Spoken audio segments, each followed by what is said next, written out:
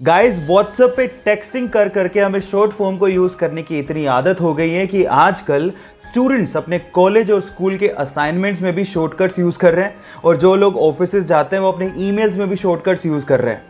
जहां एक और बाकी देशों में ये शॉर्टकट्स बिल्कुल सही नहीं माने जाते, वहीं अगर आप न्यूजीलैंड में रहते हैं और न्यूजीलैंड के स्टूडेंट हैं तो वहां पर इस चीज को यूज करने की परमिशन है। जी हां गाइस, न्यूजीलैंड में 2006 के बाद से ही वहां के एग्जाम्स में शॉर्टकट्स को यूज करने की परमिशन है ताकि एग्जाम में बड़े बड़े आंसर्स में ज्यादा समय बर्बाद ना हो।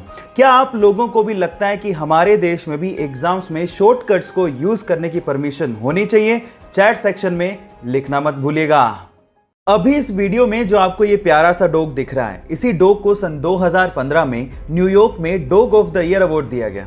उसका रीजन जान के आप लोगों को बहुत ज्यादा प्राउड फील होगा। हुआ कुछ यूं कि इस डॉग का मालिक एक्चुअली ब्लाइंड था और इसी वजह से उसका एक बस के साथ एक्सीडेंट हो गया। तब ये डॉग अपने मालिक के साथ वहीं पे मौजूद था और अपने पांव टूटे होने के बावजूद भी इस डॉग ने उस बस को वहां से हिलने तक नहीं दिया। जी हां गाइस, जहां पर भी बस मूव करती ये सामने आके खड़ा हो जाता और तब तक इसने बस को रोके रखा जब तक कि उसके मालिक को मेडिकल असिस्टेंस मिल नहीं गया और इसी वजह से इसे dog of the year award भी दिया गया। ये प्यारी सी स्टोरी सुन के आपको कैसा लगा? चैट सेक्शन में लिखना मत भूलिएगा। गाइस, क्या आपको पता है कि अंटार्कटिका को रेगिस्तान यानी कि डेजर्ट कहा जाता है?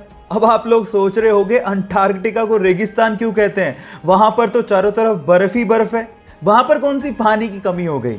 तो थांबा, मैं आपको आपकी जानकारी के लिए बता दूं कि हम मानते हैं कि भैया स्नो बर्फ होती है, लेकिन स्नो की कंजप्शन आपको हाइड्रेट करने की बजाय डिहाइड्रेट कर देती है। जी हाँ गाइस, आप ठीक सुन रहे हैं। जब आप स्नो की कंजप्शन करते हैं तो आपके शरीर को उसे पानी में बदलने में ज्यादा एनर्जी लगती है, जो स्नो के हाइड्रेटिंग इफेक्ट को नलीफाई कर देती है ना? ये इंटरेस्टिंग फैक्ट। ये फैक्ट जान के आपको कैसा लगा? चैट सेक्शन में लिखना मत भूलिएगा।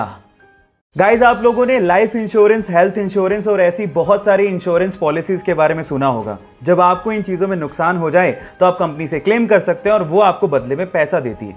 लेकिन क्या हो अगर कोई एलियन आपको नुकसान पहुंचा दे? क्या इसके लिए कोई इंश्योरेंस पॉलिसी के बारे में आपने कभी सुना है? शायद कभी नहीं सुना होगा, लेकिन यूएस के फ्लोरिडा में एक एजेंसी ऐसी है जो एलियन एब्डक्शन पॉलिसी प्रोवाइड करती है और वो भी मात्र $20 में। इसका मतलब यह है कि अगर कोई एलियन आपको किडनैप करके ले जाए तो आपकी लाइफ इंश्योर्ड होगी। पहली शर्त यह है कि अगर आप इसको क्लेम करना चाहते हैं तो आपका किडनैपिंग के बाद अर्थ पे होना जरूरी है। और दूसरी शर्त सुन के आप शायद हैरान रह जाएंगे। इसको क्लेम करने के लिए आपको जिस एलियन ने किडनैप किया है उसका सिग्नेचर आपके पास होना बहुत ज्यादा जरूरी है। अगर इंडिया में कोई ये पॉलिसी बेच रहा होता तो लोग जरूर पूछते कि मेरे माथे पे कुछ लिखा है क्या। खैर, आपको ये फैक्ट जान के कैसा लगा? चैट सेक्शन में लिखना मत भूलिएगा। गाइस, अगर आपको भी ये लगता है कि ऑर्गेनिक फूड पेस्टिसाइड फ्री होते हैं और उसकी वजह से वो ज़्यादा हेल्दी होते हैं और नॉर्मल फूड इतने ज़्यादा हेल्दी नहीं होते as compare to organic food, तो आप लोग गलत सोचते हैं। मैं आपको आपकी जानकारी के लिए बता दूं कि नॉर्मल फूड और ऑर्गेनिक फूड दोनों में इक्वल अमाउंट ऑफ न्यूट्रिशंस होते हैं। जी हाँ, और दोनों में पेस्टिसाइड भी यूज होते हैं। तो दोनों में फर्क क्या है?